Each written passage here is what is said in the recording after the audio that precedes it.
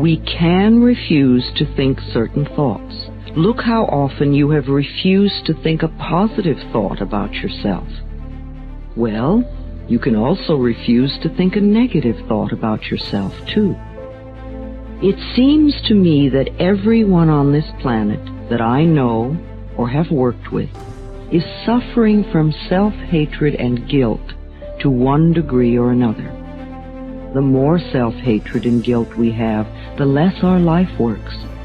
We find we have an inability to speak up for ourselves, and we are always trying to please others.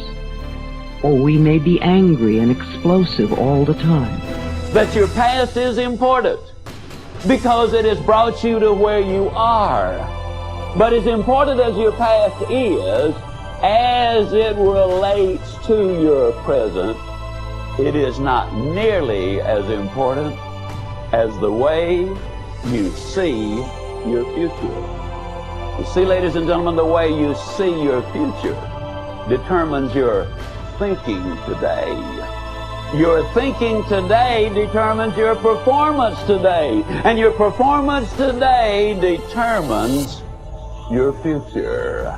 Thoughts lead to the manifestation of things and events. Thoughts create conditions. Thoughts create things and conditions. They cannot just magically manifest themselves. Thought comes first. Thoughts create our state of existence and the quality of our experience here on earth, ultimately. If you create a problem about every little fluctuation that happens, then you become a failure in your life. If you were a wave surfer, you've seen people surfing on the waves. What is his dream? He would like to have a tsunami. The dream in a surfer's mind is a tsunami, 100-foot tall wave, riding it. That would be the dream. If you know how to ride it, even the tsunami is a wonderful thing. No one knows enough to be a pessimist about anything. And that each and every one of us, when we close our mind to what is possible for us or what is possible for humanity, closes off the genius that resides and lives in each and every one of us. Having an open mind doesn't necessarily mean finding fault with all of the things that you've been taught by others. It means opening yourself up to the potentiality and the possibility that anything and everything is possible. See, the end result has already happened in our mind. We're created beings. We're God's highest form of creation. We can create in our consciousness the kind of person we want to be, and then be that person. We must translate vision into being. So we don't just visualize it, we be it. Your actions condition your mind as much as your recurring thoughts condition your mind. So, be a person of good, positive thinking. Be a person of good, positive action. And suddenly one day you'll wake up and you're like, I just feel amazing. I feel extraordinary. I feel positive. And that's what it feels like to live the charged life.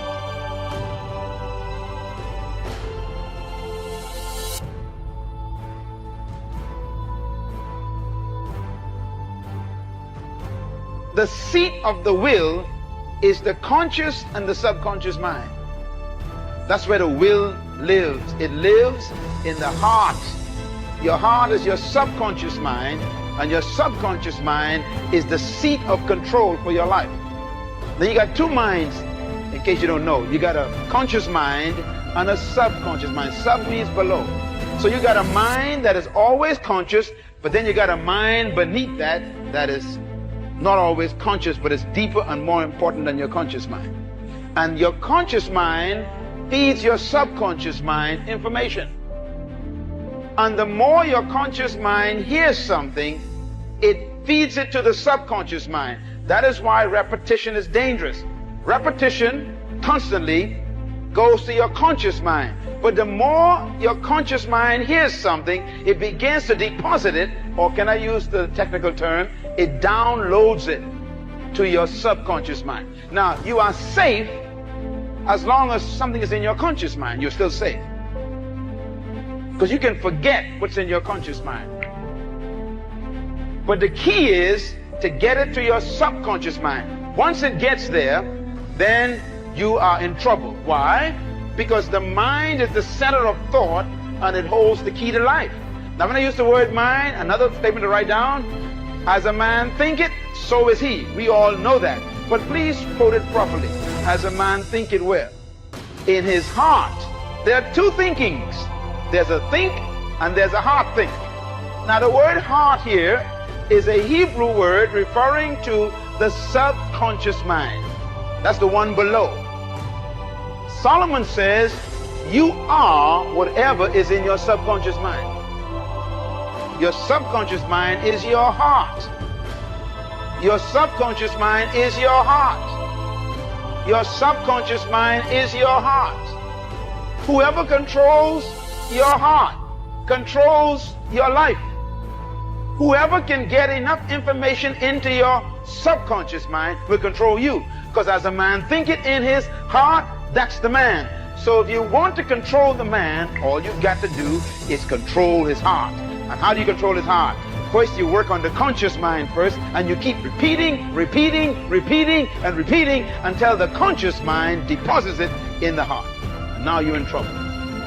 That is why some of you are having problems with battles of things you're trying to change and you can't change them. Old habits that you were keeping for the last 20 years, and now you want to change, and it's tough to change. Young people, that is why God tells you to stay away from evil things. If you keep watching pornography, you keep reading dirty books, you keep listening to bad stories or dirty jokes, and if you keep listening, now the first time you see it, it doesn't bother you. But if you keep seeing it, it becomes downloaded. Now once something is downloaded on your hard drive, what happens? Even when you are not conscious of it, it is still running. And all you got to do is press the right button and you see all the pictures in color. That's why the Bible says, take heed what you hear. Why?